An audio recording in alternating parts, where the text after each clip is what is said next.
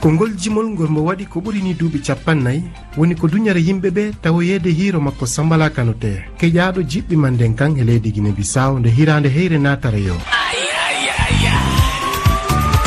Hikka mbo liindi goreɓe makko jaliɓe sabu fijjude he yimɓe ɓe gila nde hiraande nde yawri haa duntuŋe ɗe jogga.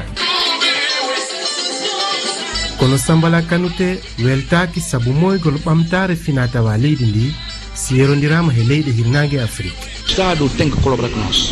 laamu ngu ɗi fori men walliraade minen jaliɓe ɓe sawno darne amen nde ɗi jiɗe leydi enen tarde banggue ɓamtagol finaa-tawaa leydi hay en paalaka han ko ma jaɓen ɗum ɓay ko goonga si en daari Salifou Keita han ma Seko Ba Bambino en tawa piiji ɗiɗi ɓurɗo kono golle amen ɗe pi ko gooto.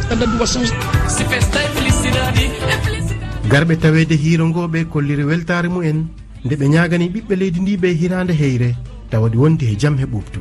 Sambala Kanuté uma figure incontournable. Sambala Kanuté no mumni weeɓaani heɓde he jiɓɓi e leydi men he haa he tundu Afrique fof. yo Allah tawno en ñaagaro hara ko hitaande moƴƴude. Sambala Kanuté ko jaliijo weltinoowo en nde hitaande feƴƴata kala e wonan mo hitaande moƴƴude kanko e ɓeengure makko haa hannde mo jokki yimmugol ko weli a sikka e wono mum alaa.